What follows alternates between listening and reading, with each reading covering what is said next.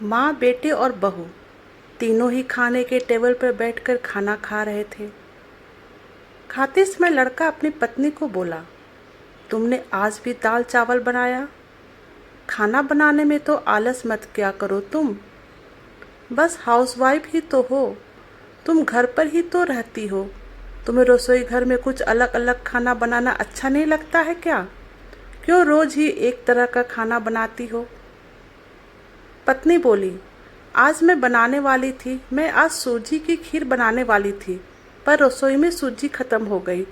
मैंने कल ही ऑर्डर किया था पर अभी तक आया नहीं। कोई बात नहीं, मैं कल बनाऊंगी। रसोई घर में कुकर की सीटी बजती है और खाने के समय पत्नी रसोई घर में आती है। रसोई घर से वापस आते वक्त डाइनिंग टेबल पर बैठकर बोली कि मैंने कुकर में आलू डाले हैं, शाम को मैं आलू के बड़े बनाने वाली हूँ। यह सुनकर उसकी सास भी बहुत खुश हुई। सुबह पति ऑफिस जाने के टाइम फाइल ढूंढ रहा था। ऑफिस जाने में लेट हो रहा था। वह अपनी पत्नी को चिल्लाता है और बोलता है कि तुमसे एक भी काम सही ढंग से नहीं होता है। पता नहीं मेरी फाइल कहाँ है, मिल भी नहीं रही है। और वह गुस्सा होकर ऑफिस चला जाता है। माँ बहू के पास जाती है, तभी बहू रो रही होती है। कोई भी गलती नहीं होते हुए भी उसका बेटा उस पर चिल्लाया, यह माँ को पता था। पर बहू से उसका बेटा बहुत प्यार करता है, बहू भी उसे बहुत प्यार करती है। सास ने बहू को शांत किया, फिर दोनों ने बेटा को अच्छा सबक सिखाने के लिए प्लान बनाया। दूसरे दिन सुबह बेटा नींद से जागा, तभी वह पत्नी को चाय के लिए चिल्ला रहा था। तभी माँ नज़दीक के सोफा पर बैठी थी। वह बोलती है, बहू घर पर नहीं है, वह किसी काम के लिए अपने मैके गई है। बेटा फ़ोन निकालता है और पत्नी को फ़ोन करने लगता है। तभी माँ उसे रोकती है और बोलती है कि फ़ोन मत करो, वह मैके ही तो गई है, 2-3 दिन में आ जाएगी। बेटा फ़ोन रख देता है और माँ को बोलता है कि माँ चाय। तभी माँ बोलती है, हाँ 2 कप बनाना, मैं भी पीऊँगी। इच्छा ना होते हुए भी बेटा चाय बनाने के लिए रसोई घर में जाता है। माँ सोफे पे खड़ी होती है, बेटा को पुकारती है। वह सोचने लगता है कि माँ उसे रोकेगी और खुद चाय बनाएगी, पर माँ बोलती है, मेरी चाय में शक्कर कम डालना। बेटा चाय बनाता है और चाय लेकर आता है।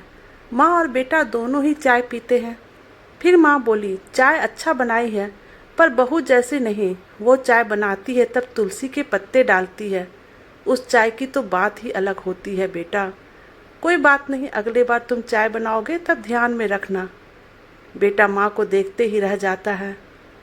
थोड़ी देर बाद बेटा माँ को बोलता है, माँ आज मैं मटर पनीर खाना चाहता हूँ। माँ फिर से बेटा की तरफ देखकर बोली, अरे वाह, आज मेरा बेटा मटर पनीर बनाएगा और मुझे खाने के लिए देगा। अच्छा हुआ, बहुत दिनों से मटर पनीर खाने की इच्छा हो रही थी। तभी बेटा बोला, अरे मटर पनीर आपको बनाने के लिए कहने वाला था। तभी उसे माँ बोली, नहीं बेटा, मेरा घुटना बहुत दुखते हैं, मैं इतनी देर रसोई घर में खड़ी नहीं रह सकती। तभी बेटा उसका फ़ोन निकालता है और रेस्टोरेंट से ऑर्डर देने लगता है। तभी माँ उसे रोकती है और बोलती है, मुझे वह होटल का खाना पचता नहीं है, मुझे गैस हो जाता है, और तुम मुझे बाहर का खाना खिलाने वाले हो क्या? शायद माँ से प्यार नहीं करते हो तुम। तभी बेटा खाना बनाने के लिए रसोई घर में जाता है। 1 घंटे बाद खाना तैयार होता है। 2 थाली में खाना लेकर बेटा उसकी माँ के पास आता है। बेटा ने दाल चावल बनाया है। यह देख माँ देखती है, बोलती है, अरे बेटा, तुम मटर पनीर बनाने वाला था ना? बेटा बोला कि माँ, यह आसान है बनाने के लिए। तभी माँ बोलती है, बहू होती तो आज मटर पनीर बनाकर मुझे खिला दिया होता। पर जाने दो, तुम्हारे हाथ का खाना बना हुआ खाना मैं कहाँ रोज खाती हूँ। ऐसा बोलकर माँ खाने के टेबल पर आकर बैठती है। चल दोनों साथ में खाना खाते हैं। बेटा ने पहला निवाला मुंह में डाला ही था, तब माँ उसे बोली, अरे बेटा, दाल में नमक कम है, जा और नमक लेकर आ। वो खाते खाते उठता है और उसे घर में से नमक लेकर आता है और माँ को देता है। फिर से खाने के लिए बैठता है। तभी बीच में माँ खांसने लगी और बेटा को बोलती है, अरे बेटा, निवाला गले में अटक गया है, थोड़ा पानी लाना। बेटा फिर खाते खाते उठा और पानी लाने गया। फिर वो पानी माँ को दे देता है। इस सब में बेटा के चेहरे पे गुस्सा स्पष्ट रूप से दिखाई दे रहा था। बेटा को अब समझ में आ रहा था कि वह पत्नी के साथ जिस प्रकार बर्ताव कर रहा था उसे कितना बुरा लगता होगा। वो यह सब खुशी से करती थी, उसके चेहरे पर कभी भी कोई सिकन नहीं दिखी। वह सोचते सोचते खाना खा रहा था। माँ यहीं पर नहीं माने। खाना होने के बाद माँ बेटा को बर्तन धोने के लिए कहती है और माँ उसके रूम में आराम करने चली जाती है। माँ उसे परेशान करने की कोई मौका नहीं छोड़ती। वह बेटा को बुलाकर चादर ओढ़ाने के लिए कहती है। उसके बाद बेटा रूम से बाहर जाता है तो माँ उसे रोकती है और एसी का टेम्परेचर कम करने को कहती है। अब इन सभी कामों की वजह से वह चिड़चिड़ करने लगता है, लेकिन कुछ भी नहीं बोल पाता। दूसरे दिन सुबह जल्दी उठ जाता है। उसे ऑफिस जाना होता है, इसलिए वह जल्दी सब्जी काटता है, पर उसका ध्यान सब्जी की तरफ नहीं होता। वह पत्नी का विचार कर रहा होता है।